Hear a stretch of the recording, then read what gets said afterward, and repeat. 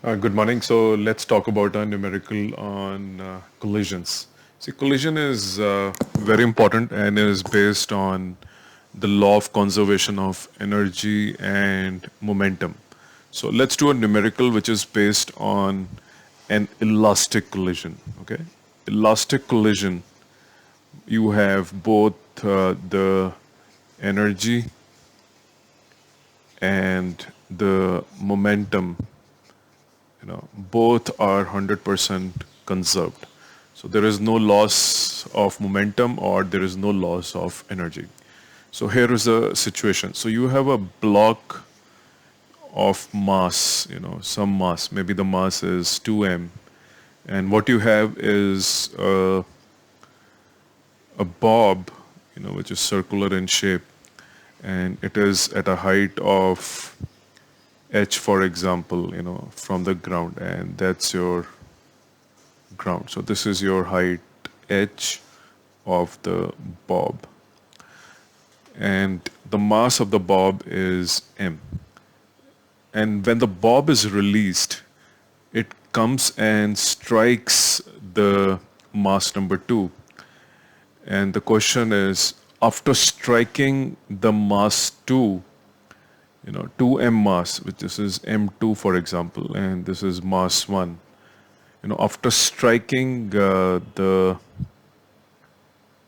mass 2, how high will this mass go back? Okay, so we have to find, after the collision has happened, the bob after the collision, how high does it go? So if you remember, if it's a, I told you the question we're doing is an elastic collision in which the energy and momentum are conserved. And if you remember the derivation, the velocity after the collision, which is v1 final for the first mass, having a velocity v is given by, m1 minus m2 upon m1 plus m2 multiplied by, the velocity of the first mass. So in this case, this is the body we're referring to as the first mass, and this is a velocity or the initial velocity of the first mass. I can write this as u also if I want to, and the velocity of the second mass after the collision is given by 2m1 upon m1 plus m2 multiplied by initial velocity of the first mass. Now, if you see this expression, there is no expression, additionally mentioned, which tells you the final velocity of the, the second, how the velocity of the second mass, which is mass 2m, gets added to the final velocity of the first mass, because we are just, concerned about the velocity of the first mass, which is this, okay, the bob. So this is your bob, and that's your, square mass, okay, the mass on the ground. Now, the good thing is, if we memorize these formulas, the velocity of the first mass after the collision, there is a complete expression. The second expression, which is written here, is not mentioned because the initial velocity of this mass is 0, right? So the initial velocity of this mass is 0. So what we're using is only the initial velocity of the bob. Bob has a initial velocity, and we will see how. Although at this place the bob is at highest point, but when the bob comes down and collides with the, it comes and collides with the second mass, it does have a velocity, with which it strikes the second mass. So this is your 2m and this is m. And it is very simple because the height of the bob, is given to be h, which means, the first mass, which is a bob, has a potential energy, which is mgh. And when it comes, it comes down, it came down, from that place, and it struck the mass 2. all the potential energy got converted into its initial energy at the time of collision, which is what is used here. And then you can, subtract them, and you can write this as 2gh is equal to u1. So you know the velocity of the bob when it comes and strikes the second mass, right? Now the collision has happened after this bob has been released and comes and strikes it. After it strikes it, we can find the velocity of the bob. So we refer this and use this formula.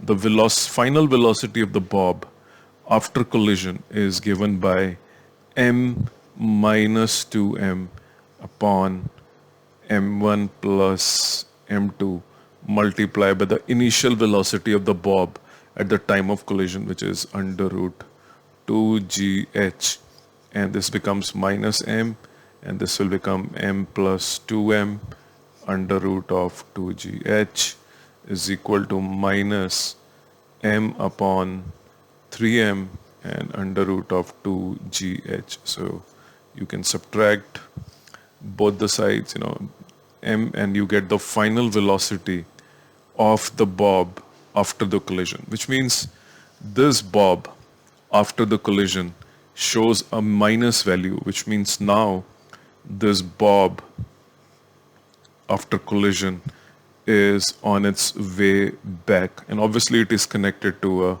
thread and attached somewhere. Now as this bob starts going back, it will again gain some height, right? It will gain some height and stop there. And that is our question. What is this gain in height after the collision? So which means after the collision, it has a velocity v1f. So the kinetic energy of this bob after collision is half m v1f square, and that will get converted into its final potential energy, and the height is h2. So this will be half m, and if I put this value which I calculated, I will get 1 by 9 into 2gh is equal to mgh2.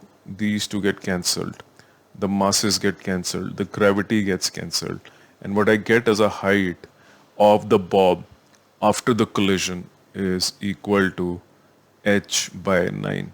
So if the bob started from h, now the bob will only, after striking, maybe it only goes to the extent of 1/9 of the height, and so this is h by 9.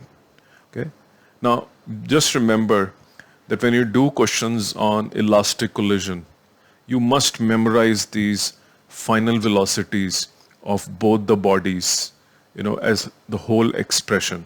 This was a simple case because the mass 2 had no initial velocity, right? So there was no expression that came on this side, right? So you can expect these numericals in NEET, you can expect these numericals in JEE, and if you are a Cambridge assessment GCSE student, or you're doing AP Physics, you can still expect, this is part of the AP Physics 1, okay? So collisions are very, very important, and you must do the whole derivation for an elastic collision where the energy is conserved and the momentum is also conserved. So I hope you like this video, and we will talk about more numericals, which will help you develop a more conceptual grounding on the topic of collisions. So thank you very much for your time today, and I appreciate your attention. Thank you.